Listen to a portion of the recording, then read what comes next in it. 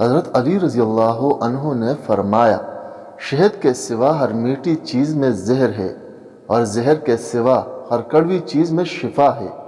کوئی تم سے روٹھ جائے اور پھر وہی تم سے ملنے کو ترسے تو اسے کبھی مت کھونا، کیونکہ وہ تم سے بہت زیادہ پیار کرتا ہے۔ زندگی میں خود کو کبھی کسی انسان کا عادی مت بنانا، کیونکہ انسان بہت خود غرض ہے۔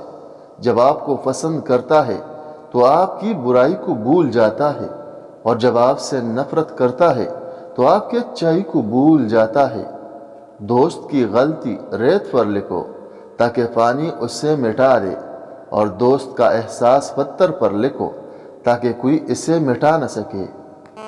جاہل کے سامنے عقل کی بات مت کرو، کیونکہ پہلے وہ بحث کرے گا اور پھر اپنی ہار دیکھ کر دشمن بن جائے گا۔ پوشیدہ اخلاق معاشرت اور میل جول سے ظاہر ہوتا ہے۔ تحریر آدمی کی نیت کو ظاہر کرتی ہے، اور اس کا کام اس کے ارادے کا پتہ دیتا ہے۔ مومن کا تقوی اس کے قلب میں اور اس کی ظاہر توجہ زبان پر ہوتی ہے۔ تنگ دستی اور تو نگری انسان کے جوہروں اور اوصاف کو ظاہر کرتی ہے، اور مال انسان کے اخلاق کو ظاہر کرتا ہے۔ زندگی میں قسم قدم قلم بہت سوچ سمجھ کر اٹھانا چاہیے۔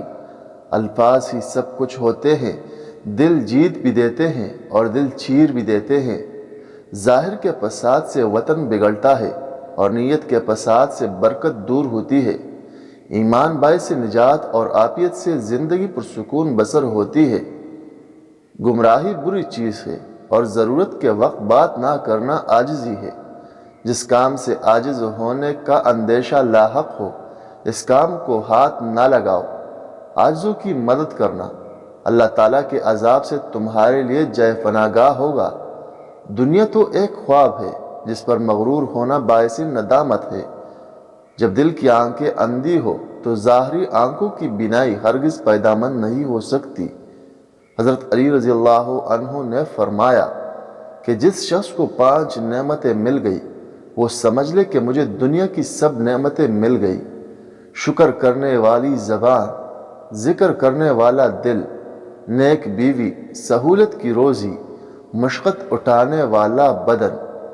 دکھ میں کبھی پچھتاوے کے آنسو نہ بہاؤ، کیونکہ تم وہ خوش نصیب ہو جس کو اللہ تعالیٰ نے آزمائش کے قابل سمجھا۔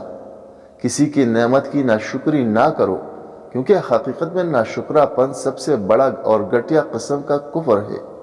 عادت پر غالب آنا کمال کی فضیلت ہے۔ اپنے نفسوں کا اعمال کے ذریعے محاسبہ کرو، ان فرائض کی ادائیگی کا مطالبہ کرو، انہیں بقا کو پناہ کے مقام سے حاصل کرنے کے لیے کہو۔ دوبارہ اٹھائے جانے سے پہلے اپنے آپ کو ٹھیک کر لو اور اچھی طرح تیاری کر لو۔ جو بھی کسی مومن کی کوئی مشکل یا غم برطرف کرے، اللہ تعالیٰ روز قیامت اس کے دل سے غم برطرف کرے گا۔